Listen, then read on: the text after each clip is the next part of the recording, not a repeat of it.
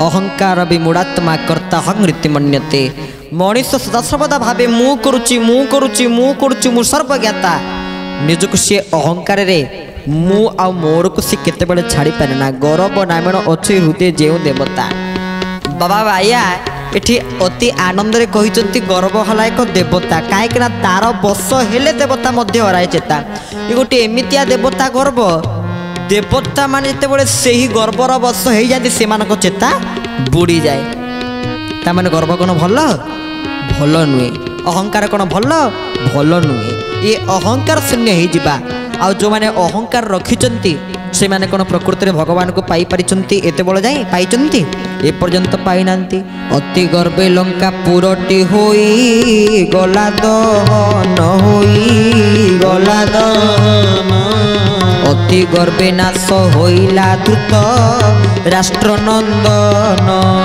गुरु स्वामी अंतर्जामी हे प्रभु आनंद कंद दुख हारी जगतपति हे प्रभु सच्चिदानंद बोले भक्त वत्सल भगवान की कहले अति गर्वे लंका पुरटी होई गला दहन लंका पुरीटी दहन हो गला अति गर्व कारण प्रकृति रे देखिया गले लंकापुरी रे सबु घर जलिकी पोड़िकी पाउंस हो गला एका गोटे घर जोटिकी राम राम शुभुला का घर भक्त विभीषण घर विभीषण जे समस्त भीषण तार ऊर्ध्वरे रावण पचारे कहले विभीषण अरे मोर जे परम शत्रु राम तुम कक्षर से राम राम शुभार कारण कौन ना रा आ मो कहले कि रा कहले रावण मो कहले मंदोदरी मु कौन आ राम राम कहूँ मु कौन आपण शत्रुणा धरुची मु आउ किए रावण मंदोदरी रावण मंदोरी किए एते जोरे कहब किए स्पीड कहब से मुझे सर्ट फर्म रा आउ मो भाई आउ भाउज को सर्ट फर्म मिसेक राम राम राम कही चली जहाँफल राम कहते बोली तांकर से घरटी रहीगला राम राम शुभुला बोली राम नाम की साबुन से जो मन का मेल छुड़ाएगा निर्मल मन की दर्पण से वो राम जी का दर्शन पाएगा।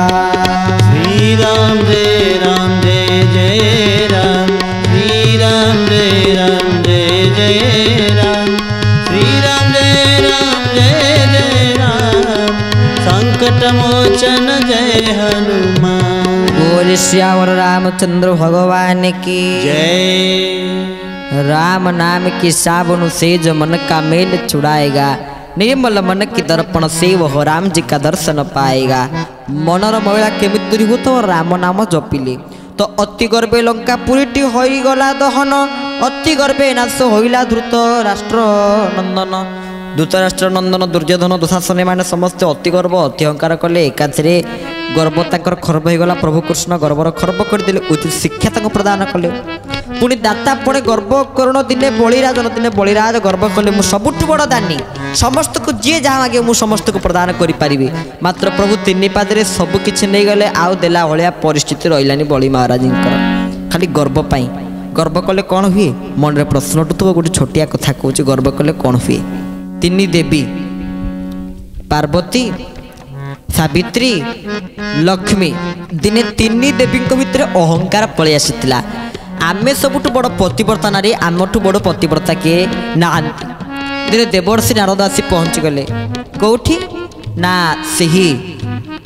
पतिव्रता नारी तीन जनकर पार्वती घरे पार्वती कहले आउ कौन खाइब ना जाच दौना लड्डू टिके आनिकी देले खाओ पार्वती पचारे लड्डू केमती लगुच बापा ना लड्डू भल लगुच जे किंतु मर्त्य अनुसांग भाया लड्डू ये यू पार्वती का मन दुख हो गला इति कही चलीगले ब्रह्मणी घरे पहुँची गले सावित्री घरे सावित्री घर को देखी देख घर के स्वच्छ परिस्वच्छ होती भल लगुच ना हाँ बढ़िया लगुच जे ना लगुच तो पुणी जे कौन ना लगुच किंतु मर्त्य अनुसांग घर जमितिया मत कहीं सेमती लगुनि सी जो पतिव्रता नारी मत कहीं से भाया लगुना आपण लक्ष्मी पाखे पहुँची गले लक्ष्मी कहले देखुच मुझे अन्नपूर्णा देखुच मत ना आपण को मुझे देखुची आप बहुत सुंदर बहुत भल देखा जाउचंती मात्र मर्त्य से सत्य अनुसांग भली नुहे ना कौन आमठू भी बड़ पतिव्रता नारी पुणी मर्त्य अच्छा ହଉ ଠିକ୍ ଅଛି। ମା ପାର୍ବତୀ ପଠେଇ ଦେଇଛନ୍ତି ଶିବଙ୍କୁ, କହିଲେ କ'ଣ ଆମଠୁ ଗୋଟେ ପ୍ରତିବର୍ତ୍ତ ନାରୀ ମର୍ତ୍ତ୍ୟରେ କିଏ ଗୋଟେ ଅଛନ୍ତି, ତାଙ୍କ ନାଁ ହେଲା ଅନୁସୟା, ଆପଣ ଟିକେ ଯିବେ ତ ପରୀକ୍ଷା କରିବେ।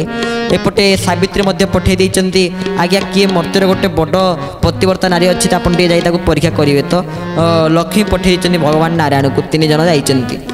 3 ଜଣ ଯାଇ ପହଞ୍ଚି ଅନୁସୟାକୁ କ'ଣ କହିଛନ୍ତି, ଅନୁସୟା ରୋଷେଇ କର ଆମେ ଖାଇବୁ।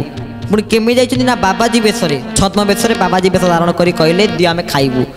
କିନ୍ତୁ ଏମିତି ସେମିତି ତୁନେ ତୁମେ ଉଲଗ୍ନ ହେଇକି ରୋଷେଇ କରିବ, ତାପରେ ଆମେ ସେ ରୋଷେଇକି ଖାଇବୁ।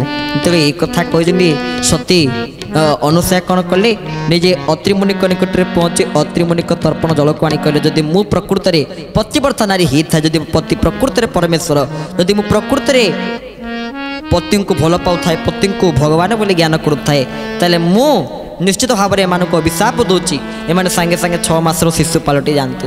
ସତକୁ ସତ 6 ମାସର ଶିଶୁ ପାଲଟି ଗଲେ। 3 ଦେବୀ ଖୋଜିଲେ, ଆରେ ପାର୍ବତୀ ଖୋଜିଲେ ଶିବ କାନ୍ତି, ଲକ୍ଷ୍ମୀ ଖୋଜିଲେ ନାରାୟଣ କାନ୍ତି, ଏପଟେ ସାବିତ୍ରୀ ଖୋଜୁଛନ୍ତି ବ୍ରହ୍ମା କାନ୍ତି। ଖୋଜୁ ଖୋଜୁ ଆସି ପହଞ୍ଚିଗଲେ ଅନୁସୟାଙ୍କ ଦ୍ୱାରରେ। ଏପଟେ ନାରଦଙ୍କର 3 ଦେବୀଙ୍କର ମୁହାଁମୁହିଁ ହେଇଗଲା। ଏଥର ଦେଖିଲ ତ କ'ଣ ହେଲା ନା, କାହିଁ କ'ଣ ହେଲା ନା, ଠାକୁରେ କାହିଁ ଆସୁନାହାନ୍ତି ତମେ କ'ଣ ଜାଣିପାରୁନ? ଠାକୁରେ ପାଇଁ ଏଇଠି ଅଛନ୍ତି, ଆମେ ଯାଉଛୁ ଠାକୁରଙ୍କୁ ନେଇ ଆସିବ। ନା ଗଲ ଖୋଜିବ, ଖୋଜିଲା ବେଳକୁ ଠାକୁର କାନ୍ତି। ପଳେଇ ଆସିଲେ, କହିଲେ ଠାକୁର ତ କାହିଁ ନାହାନ୍ତି। ନା ଠାକୁର କିଏ ଜାଣିଛ କିଏ? ନା ସେଇ ଯେଉଁ ଜଣକ କୋଳରେ 3ଟା ଛୁଆ ଶୋଇଛନ୍ତି, ସେ ହେଲା ଅନୁସୟା। ତମେ ଯାହାକୁ ଈର୍ଷା କରୁଥିଲ ସେ ଅନୁସୟା, ନିଜକୁ ନିଜ ଯେଉଁ ଅହଙ୍କାର କରି କହୁଥିଲ ଆମେ ଗୋଟେ ସବୁଠୁ ବଡ଼ ପତିବ୍ରତା ନାରୀ, ସେ ଅନୁସୟାଙ୍କ କୋଳରେ ଯେଉଁ 3ଟି ଛୁଆ ଶୋଇଛନ୍ତି ହେଲା ସେଇ ତମ ସ୍ୱାମୀ। ନା କ'ଣ ଇଏ ଛୁଆ ଆମର ସ୍ୱାମୀ? ନା ହଁ এইମାନେ ତମ ସ୍ୱାମୀ, ତମେ ଯାଅ ନେଇ ଆସ। ନା ନା ତମେ ମିଛ କଥା କହୁଛ, ଆଉ ତାହେଲେ ତମ ସ୍ୱାମୀକି ତମେ ପାଇପାରିବୁନି, ମୋର କ'ଣ ଅସୁବିଧା, ମୁଁ ମୋର ଯାଉଛି, ଯେଉଁଟା ସତ କଥା କହିଦେଇ ଗଲେ। ନାରଦଙ୍କ କଥା ବିଶ୍ୱାସ କରି ଛୁଆ 3ଟିକି ଟେକିକି ନେଇ ଆସିଲେ। ଏପଟେ ଅନୁସୟା ହସିକି କ'ଣ କଲେ, ପୁଣି ନିଜେ ଅଭିଶାପରୁ ମୁକ୍ତ କରିଦେଲେ, ଏମାନେ ପୁନର୍ବାର ତାଙ୍କର ସେଇ ଶରୀରକୁ ପ୍ରାପ୍ତ କରନ୍ତୁ। ଗଲା ବେଳକୁ ନିଜେ 3 ଜଣ ଦେବତା ସିଏ ଠିକ୍, କିନ୍ତୁ ଗୋଟେ ଅସୁବିଧା ହେଇଯାଇଛି କ'ଣ ନା, ଭୁଲ ବଶତଃ ଲକ୍ଷ୍ମୀ ଧରି ଦେଇଛନ୍ତି କାହାକୁ ନା ଶଙ୍କରଙ୍କୁ। ନାରାୟଣଙ୍କୁ ଧରିବା ଜାଗାରେ ଶଙ୍କରଙ୍କୁ ଧରି ଦେଇଛନ୍ତି, ପାର୍ବତୀ ଧରି ଦେଇଛନ୍ତି ବ୍ରହ୍ମାଙ୍କୁ, ଏପଟେ ସାବିତ୍ରୀ ଧରି ଦେଇଛନ୍ତି ବିଷ୍ଣୁଙ୍କୁ। ଯେତେବେଳେ ଏମିତି କ୍ରମ ଅଦଳ ବଦଳ ହେଇଯାଇଛି, ଏଇ ସମୟରେ ନିଜେ ପଶ୍ଚାତାପ କଲେ, ନା ଆମେ ଗର୍ବ କଲୁ ବୋଲି, ଅହଙ୍କାର କଲୁ ବୋଲି ଆଜି ଆମ ଅବସ୍ଥା ଏଇଆ ହେଲା। ଯିଏ ତା ଜୀବନରେ ଅହଙ୍କାର କରିଛି, ଯିଏ ତା ଜୀବନରେ ମୁଁ ମୋର ଭାବ ଆସିଛି ନେଇ ଆସିଛି, କ'ଣ ହୁଏ ସେଠି ତା ଅବସ୍ଥା କ'ଣ ହୁଏ? ଗାଳି ମୁଷ ହୋଇ ଗର୍ବ ନଶ ହୋଇ ଦଣ୍ଡକେ ଚୂର୍ଣ୍ଣ କରଇ, ଯେ ମତେ ହୃଦ ପଦ୍ମରେ ଚିନ୍ତୁ ଥାଇ ଅଭୟ ବର ମିଳଇ। ଜୟ ଅଭୟ ବର ମିଳଇ, ଅଭୟ ବର ମିଳଇ। ଓରେ ଭକ୍ତ ବତ୍ସଳ ଭଗବାନ କି ପ୍ରଭୁ ଗାଳି ସହିବେ, କହିଲେ ଗାଳି ମୁଁ ସହଇ ଗର୍ବ ନ ସହଇ ଦଣ୍ଡକେ ଚୂର୍ଣ୍ଣ କରଇ। ଗୋଟିଏ ମୁହୂର୍ତ୍ତକ ଭିତରେ ପ୍ରଭୁ ସମସ୍ତଙ୍କ ଗର୍ବକୁ ଚୂର୍ଣ୍ଣ କରିଦେବେ, ପ୍ରଭୁ ସମସ୍ତଙ୍କ ଅହଙ୍କାରକୁ ଚୂର୍ଣ୍ଣ କରିଦେବେ। ଗାଳି ମୁଁ ସହଇ ଗର୍ବ ନ ସହଇ ଦଣ୍ଡକେ ଚୂର୍ଣ୍ଣ କରଇ, କିନ୍ତୁ ଯେ ମତେ ହୃଦ ପଦ୍ମରେ ଚିନ୍ତୁ ଥାଇ ଅଭୟ ବର ମିଳଇ। ଯେ ମତେ ତା ହୃଦୟରୁ ଚିନ୍ତନ କରୁଥାଏ, ଯିଏ ମତେ ତା ହୃଦୟରୁ ଭକ୍ତି କରୁଥାଏ, ମୁଁ ତାକୁ ଅଭୟ ବରକୁ ପ୍ରଦାନ କରିଥାଏ, ମୁଁ ତାକୁ ମୁକ୍ତି ପ୍ରଦାନ କରିଥାଏ, ମୁଁ ତାକୁ ମୋକ୍ଷ ପ୍ରଦାନ କରିଥାଏ।